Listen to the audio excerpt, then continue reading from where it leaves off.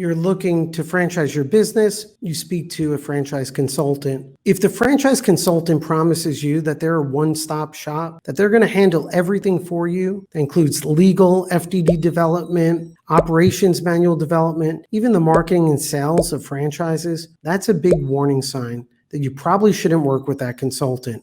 And I'm going to explain why.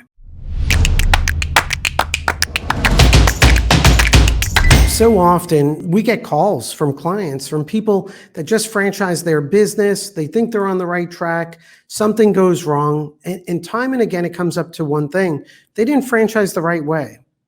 And many times they've hired a franchise consultant, and the clients send me the agreements and send me the FDD.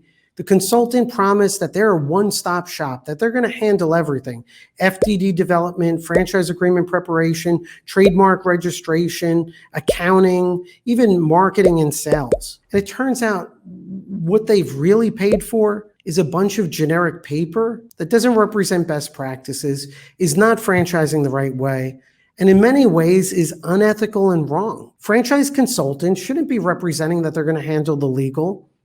And also there's different variations here. And you'll see it in their proposals. It's sort of ambiguous. They may say that they'll have the FDD and franchise agreements reviewed by their lawyer, or that they have in-house lawyers, or that they're going to hire a lawyer.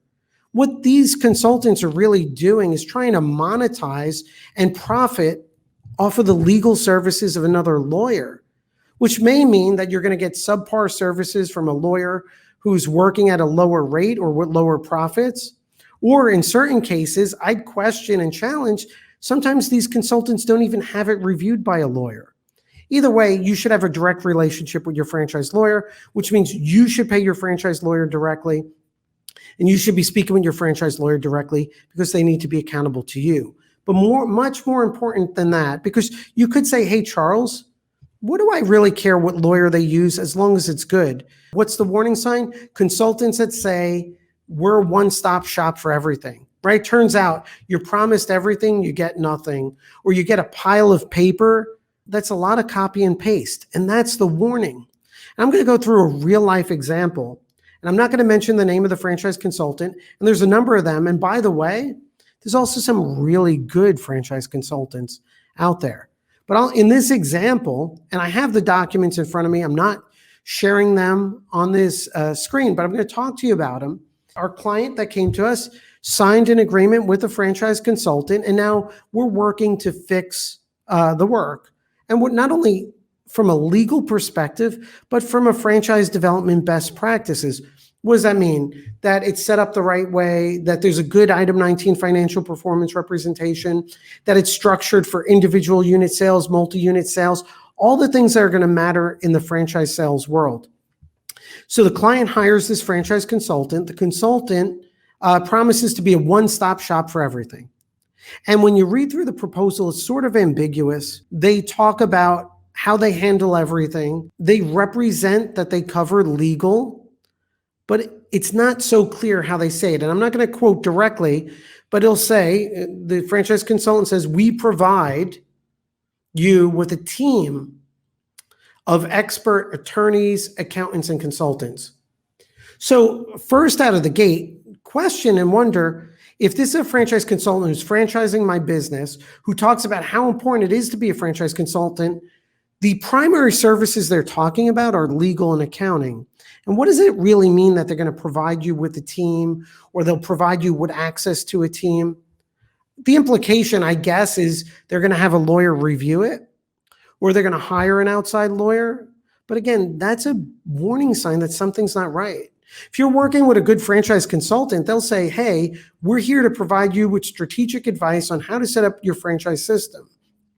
And we're going to model out what we recommend to be key points to your FDD, key metrics. And then we're going to provide that to your franchise lawyer, who then is going to develop your legal infrastructure, your FDD, your franchise agreement, protect your trademarks, all the things. And then there's balance. There's balance between franchise development best practices, and there's balance between best practices in developing your legal protection, your legal infrastructure.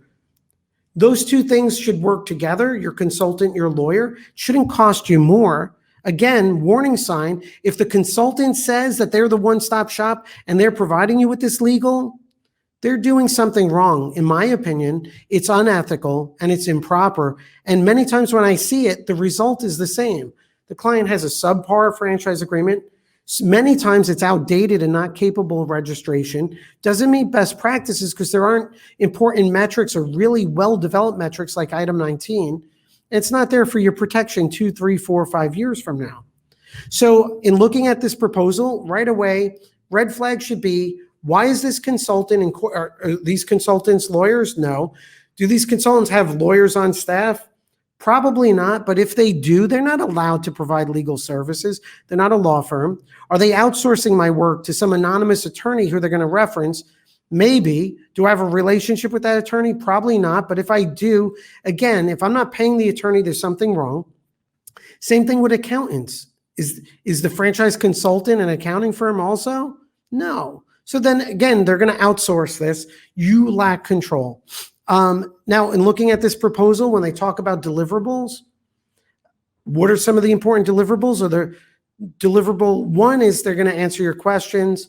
Deliverable 2 in this proposal is they're going to draft your franchise disclosure document. Deliverable 3, they're going to draft your franchise agreement.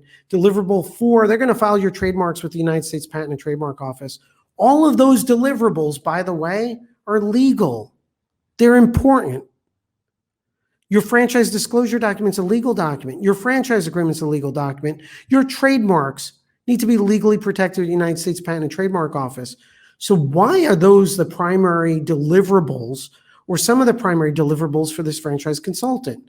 What they're really doing is repackaging legal services that they shouldn't be providing, and they're doing it under the cloak of a franchise development or consultant agreement.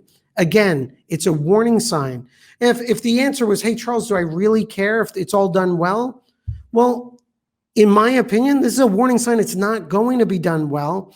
And why work with someone who doesn't have the ethics and fortitude to stand behind what they do? They're not lawyers. And if you have really good value as a franchise consultant, explain that value. The fact that they're trying to pre-package all of this is really a marketing ploy. And what they also sometimes prepackage is, we're going to do your franchise sales and you're going to pay us commissions. Well, that makes you feel good, right? Because every startup franchisor, the most important question is, how am I going to go sell franchises? The real answer is, you're going to take a 5-year growth strategy. In year 1 and year 2, you're going to season your franchise offering. You're going to sell organically to franchisees, prospective franchisees that know your brand organically. You're going to start slow. You're going to support them, build up franchisee validation and growth. But many people don't want to hear that. So these consultants are implying, we're going to sell your franchise for you, which feels good. But I've also seen the end result of that, where a franchise consultant promised all of these things. The client contacts me and says, hey, it's been 12 months or 24 months and they haven't sold franchises. And in some cases, it's scary because not only have they not sold, I sit down, I speak with the franchisor, the person who franchised their business. I notice they don't have an item 19 financial performance representation in their FDD. We talk about their numbers. It turns out their numbers aren't good enough to sell franchises, right? Maybe someone should have told them, you're not ready to franchise your business yet. Warning sign is, in that case, the consultant said, we're not going to include an item 19 because the numbers, they may have said the numbers aren't that good. Well, if that's the case, then you shouldn't be selling franchises. In another example, I have a client who has a phenomenal numbers. They have great, their sales are great. So I asked them, why don't you report your sales, which we call financial performance representation, item 19 in your FDD? Why aren't they in your FDD to tell people what your sales were? And the answer I got was, well, the consultant told me it would just cause delays and slow down the process. The reality is, if you have good numbers, you need to create transparency, visibility. They need to be reported legally and properly in your FDD. And so I have 2 different situations with 2 different consultants.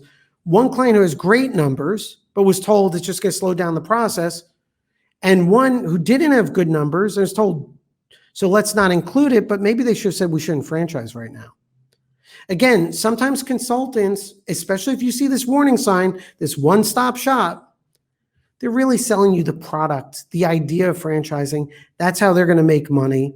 And in my opinion, they don't care about your long-term success, because long-term success requires all of us rolling up our sleeves. It requires time and practical insights into the franchise world. So I'm looking at the proposal. Again, major elements of proposal: FDD development, franchise agreement development, trademark registration, all warning signs. This should not be in the franchise consultant's proposal. And if they're ethical, in my opinion, should not be there. And that's a very big warning sign. Looking through this proposal, here's some more. It's all generic language. It's all very generic, all very vague. Talks a lot about visibility, accountability, but I don't really see much of it. Let's see, there's a schedule here. It says the consultant paid close attention to detail when structuring the client's franchise model. Remember that, like they talk about this detail. We'll go over some parts of the operations manual that I think are not detailed. And again, that's just an overview, but keep in mind in this particular proposal, the top deliverables are legal, which is a big warning sign. I'm also now taking a look at the operations manual. What I find many times, again, operations manuals, they need to evolve over time, and we're in 2021. People aren't using fax machines anymore. Eventually your operations manual will be digital or it'll include videos, but you do need to start off with a good base. But it needs to be specific to your business. So I'm looking at the operations manual, and in my opinion, it's all generic. Again, you're paying this one-stop shop, you're buying a pile of paper. And when even like little things, and I don't want to get too detailed about the specific product, but like at one step in this operations manual I'm looking at, it advises the franchisee at a certain period of time to order business cards. I don't know how many business owners are buying business cards as their digitals or their marketing strategy. And then it reads in the ops manual, it's never, it talks about basically how, it's a good time to buy business cards and hand out business cards to people. And also talks about, hey, go look at your competition, check their pricing. It's all very general. So again, it may feel good to say you have the operations manual. This is not helping anyone, and it probably hurts you. In this case too, I'm looking at a brochure. It's so dated, and the brochure is very dated, and I would not buy this franchise based on this brochure. So how is this a franchise consultant that's given this dated? It's all generic. I could almost take the language and apply it to so many different businesses, whether service-based business, restaurant, whatever it is, right? In fact, I'm looking at it, talks about how the franchisor in this like long brochure that no one would read will be available to render advice, discuss problems, offer guidance, right? That's in your brochure. Hey, when you're selling franchises, you're coming out of the gate, you're going to develop your franchise sales landing page. You may develop a franchise sales one sheet that mentions your brand, your value proposition, your unit level economics, but not generic things like the franchisor will render assistance to you and answer questions. I mean, those are things that are assumed, but those don't make your brand sellable. Now, when I talk about this, it's not just about having a generic product, in this case, a quote unquote brochure. I'm also focused on the wasted time. Someone should have told this franchisor and said, hey, we don't necessarily do this, or maybe we do, and it's very expensive, so maybe you want to do it on your own. But you need to position your brand. What is your value proposition? What are the three uniques of your brand? And then what are going to be the value proposition uniques of your franchise offering? Do we have strong unit level economics with a great item 19? Do we have low startup costs? And maybe it's a lifestyle type business that I could work part-time. Or maybe we have higher startup costs, but it's a brick and mortar. Maybe it's a restaurant, maybe it's retail. but we have repeatable revenue. We have great point of sale systems. We have great technology solutions, none of which are in the brochure that I'm looking at right now. So I see it as very generic. And sometimes I would say, another warning sign I find interesting sometimes, a lot of these franchise consultants, these one-stop shops, when you look them up, they don't list their team members, or they list a ton of team members who, in my opinion, probably work for multiple other companies and everyone is just outsourced. Sometimes they even promise videos, but if you look at their videos, they're generic.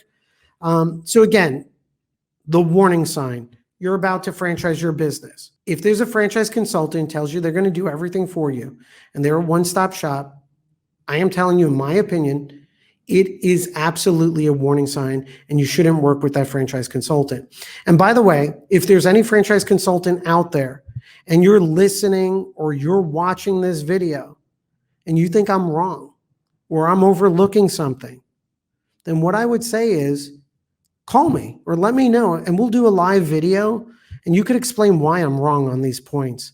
I see too many startup franchisors getting hurt. It's not the money you spend. Let's assume you spend some money. Let's assume 50%, 70% is wasted. I'm more concerned about you're getting the wrong advice. You're starting off with the wrong mindset. You're not franchising the right way. And what happens is you launch, you don't gain traction, you get frustrated, you get what I call franchise fatigue, you may quit franchising, or you may have wasted capital. That's what I want you to avoid. The other challenge I would make, our firm, whereas franchise consultants say they do legal, but they can't. We're a franchise law firm. We do legal, but we also do franchise development. Very best practices and very big experience in the franchise community and franchise world in terms of structuring your franchise the right way. But again, any franchise consultant out there, if you think I'm wrong on this, let's do a live stream. Let's discuss this because I think people need this information. And right now, a lot of startup franchisors are getting hurt when they shouldn't. They're wasting funds when they shouldn't. And some are franchising when they should not be franchising.